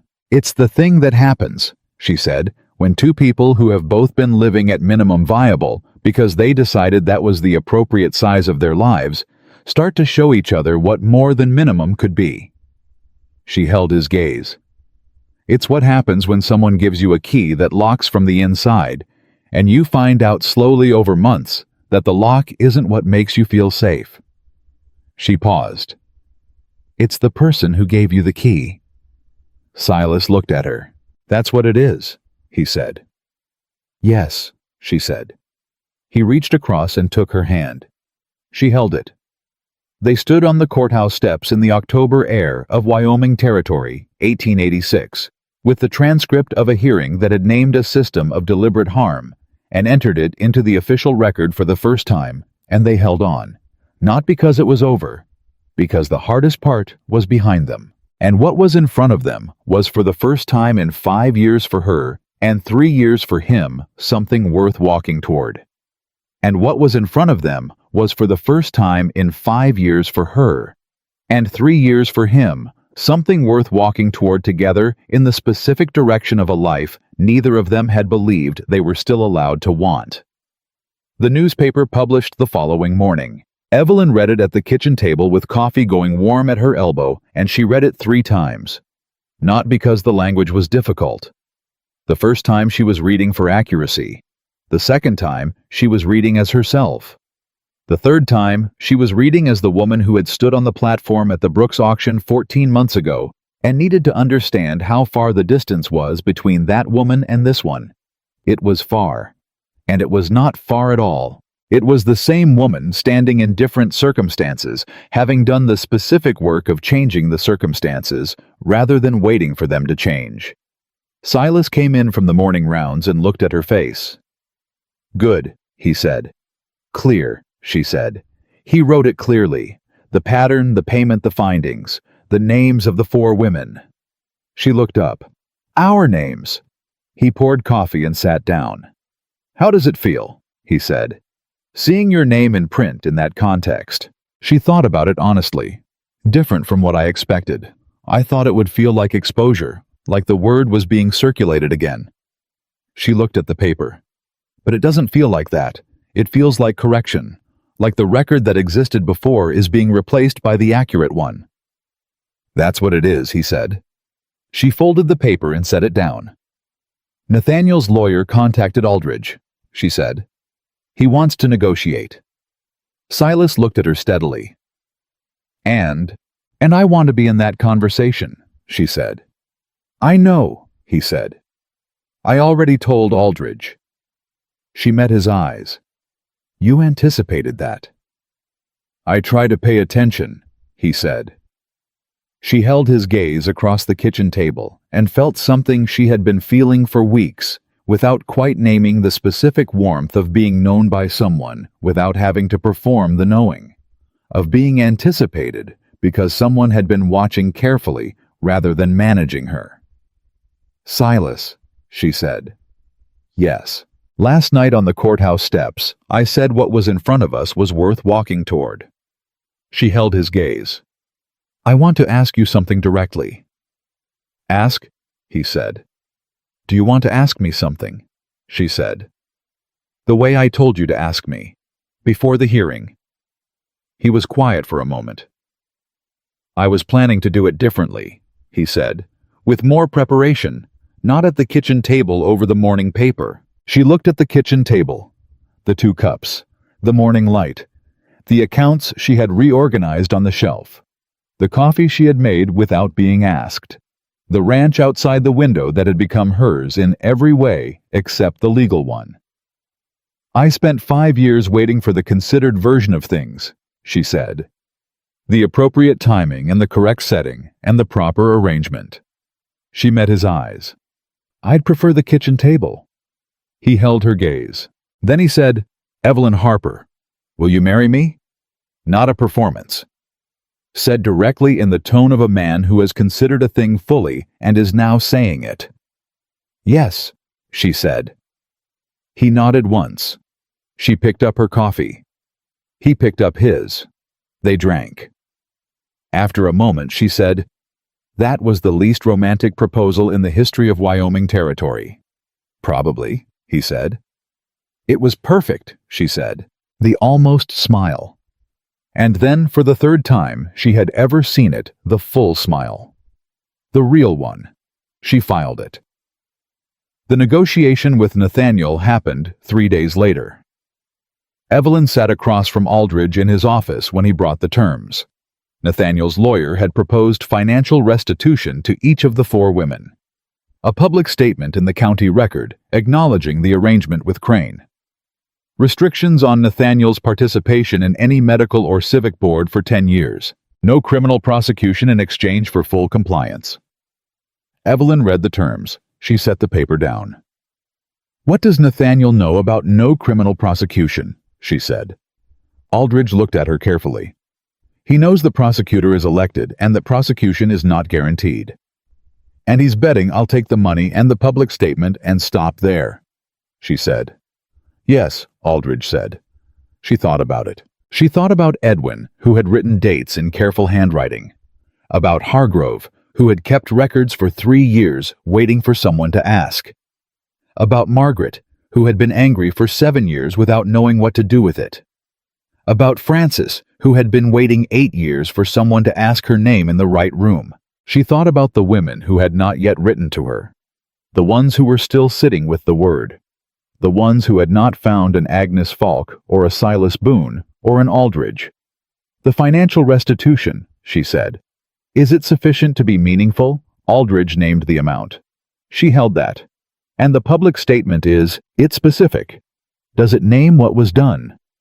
It names it, Aldridge said. And Crane, she said. His license. The medical board review proceeds regardless of this negotiation, Aldridge said. The criminal referral for Nathaniel can be reopened if he violates the terms. She looked at the paper. I want one more thing, she said. Aldridge waited. The women in this territory who were Crane's patients over the past decade, she said. All of them. A formal notification from the county medical board that his diagnoses are under review and that they have the right to seek a second examination. She held Aldridge's gaze. Not just the 4 of us. All of them. By name if the records exist. By public notice if they don't. Aldridge was quiet for a moment. That's going to require the medical board's cooperation, he said. I know, she said. Can you get it? He looked at her for a long moment. With the evidence we have, he said slowly, I think I can. Then that's the condition, she said. Add it, or we proceed to prosecution and make it a court requirement instead. Aldridge looked at her with the expression she had come to recognize as the one he wore when she said something he had not expected from the direction it was coming from. I'll add it, he said. She stood up. Thank you, she said. She walked out of his office into the Wyoming October air and stood on the street and breathed. Nathaniel had sent the letter to frighten her into stopping. He had agreed to the negotiation because he thought she would take the path of least resistance. He had been calculating against the woman who had stood on the auction platform contained managed running on composure, because composure was all she had left. He had been calculating against the wrong version. She was not that woman anymore. She had not been that woman for 14 months. Silas was waiting with the wagon. He looked at her face. "Well," he said. "We got everything," she said, "including the medical board notification." He looked at her steadily. "You added something," he said. "The other women," she said. "The ones who don't know yet that their diagnosis is worth questioning." He was quiet for a moment. "How many?" he said. "Aldridge estimates Crane had between 40 and 60 patients over the decade," she said. "Not all of them in our situation, but enough." Silas looked at the street. 40 to 60 women, he said, who might have been living inside a wrong word. "Yes," she said. He turned back to look at her. "You didn't take the easy version," he said. "No," she said. "Even though the easy version would have been enough," he said. "Enough for me," she said. "Not enough for them." He held her gaze for a long moment. Then he said, "Get in the wagon." She got in the wagon. They drove home. That was the last week of October. The Nathaniel twist came in November, when Evelyn had stopped expecting one. She was at the desk in the second room answering letters. There were 23 now from 6 territories, and she had a system when Silas came in from town, with an expression she had not seen on him before. Not closed, not the contained version, something between surprise and the specific, careful look of a man who is about to deliver information and is organizing how. "Tell me," she said immediately. He put a document on the desk. She read it. Nathaniel had agreed to all the terms, including the medical board notification. He had signed. He had also, and this was the part that required the careful look, included a personal letter addressed to Evelyn that had been sent through Aldridge's office with the legal documents. The letter was 4 sentences. She read them. "What was done was wrong. I knew it when it was done, and I chose to proceed because the alternative was inconvenient. I am not asking for forgiveness. I am saying it because you deserve to hear it from me directly, rather than from a legal document." She sat with the letter. She had expected many things from Nathaniel in the course of the past year. Strategy delay, counter-arguments pressure. She had not expected this. "Is it genuine?" Silas said. He was watching her face. "I don't know," she said. "Does it matter?" She thought about it honestly. "Not to the outcome," she said. "The terms are signed. The medical board notification goes forward. The record is what it is." She looked at the letter. "But it matters to something else." "What?" he said. "To the accounting," she said. "The one I told you I wasn't going to do until I had the number." She put the letter down. "I have the number now, and the account is complete." She looked at Silas. 5 years, 4 months, and 17 days of a word that was a deliberate lie. And the man who arranged it has written 4 sentences that will not give those years back and will not repair what was taken, but will enter the record of what actually happened. "Is that enough?" Silas said. She held the letter for one more moment. Then she put it in the desk drawer. She locked it. "It's what there is," she said. "And I'm done spending time on what there isn't." He looked at her. "Good," he said.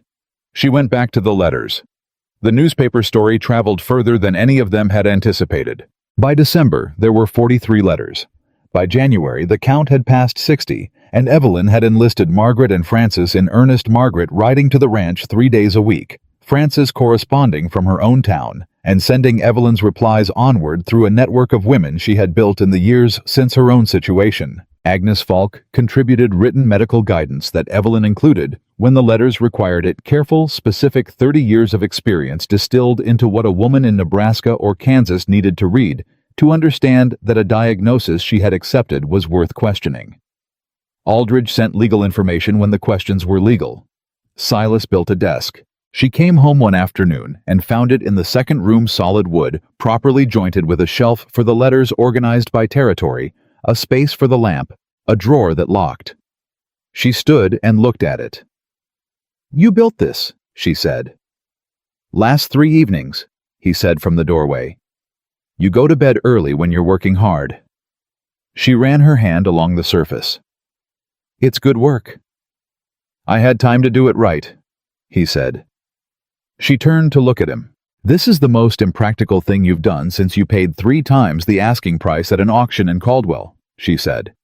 "The auction was practical," he said. "It was a practical response to a specific situation." "And this," she said. He met her eyes. "You're building something important," he said. "You should have the right surface to build it on." She held his gaze. She thought about the key, the first night, the key that locked from the inside. She thought about the desk, different objects, same message, the same understanding consistent across 14 months, that what she needed was not someone to build things for her, but someone who understood what she was building and made the building possible. "Thank you," she said. "Use it well," he said. She did. The wedding was in March, not elaborate. Neither of them were elaborate people, and the year they had been through had clarified for both of them what mattered and what was performance.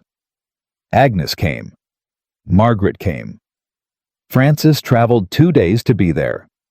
Aldridge stood at the back with the expression of a man at an event he considers professionally adjacent and is genuinely glad to attend. Silas wore his good coat. Evelyn wore a dress she had made herself over the winter from fabric she had chosen carefully.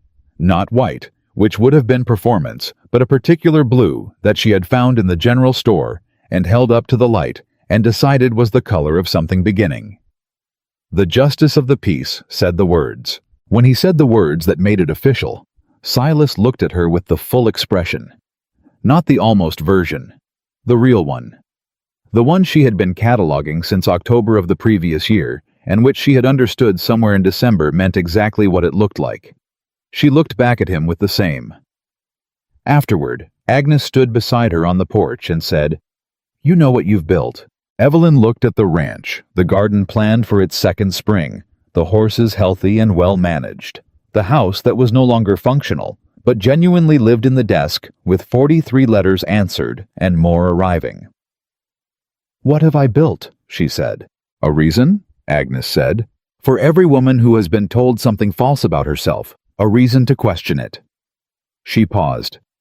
"You're not the first woman to survive what you survived, but you might be the first to turn the surviving into something that reaches other people while it's still happening to them."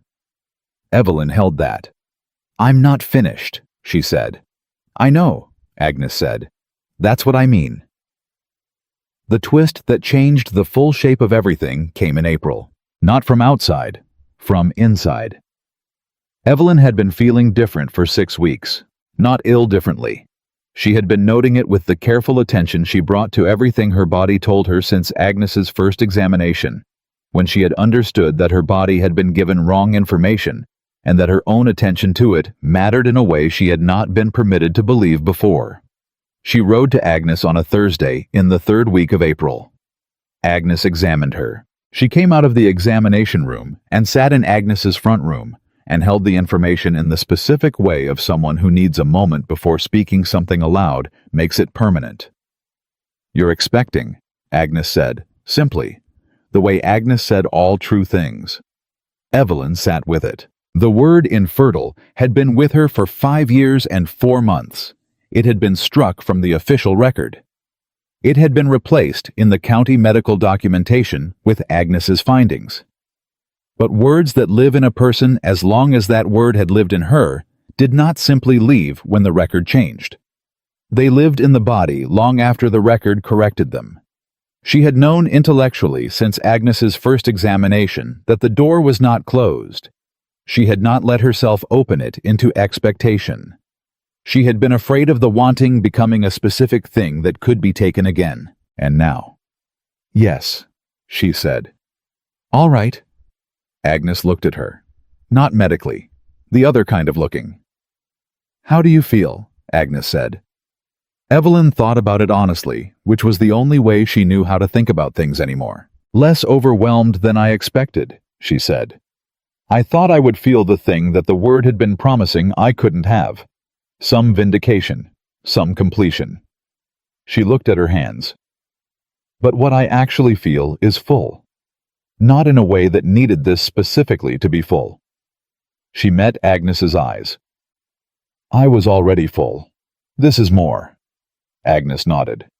That's exactly the right way to feel it, she said. Evelyn rode home.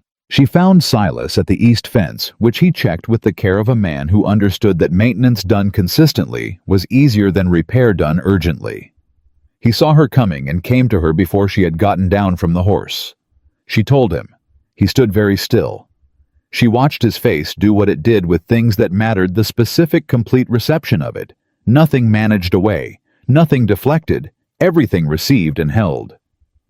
Evelyn, he said. Yes, she said. He put his hand on the side of her face. She put her hand over his. I don't need you to have words for it yet, she said. No, he said. But I will. I know, she said. He helped her down from the horse. They stood in the April field, and the Wyoming air moved around them, and neither of them said anything for a while. And the saying nothing was the right thing to say.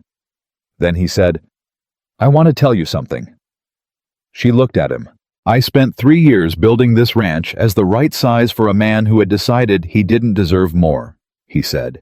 1 room, 1 place at the table, 40 acres that were exactly enough to survive on and nothing more. He held her gaze. I came to Caldwell prepared for a specific outcome, because I had looked at what was happening to you and thought someone should do the thing that needs doing, and I did it. He paused. But I did not know what I was doing it for.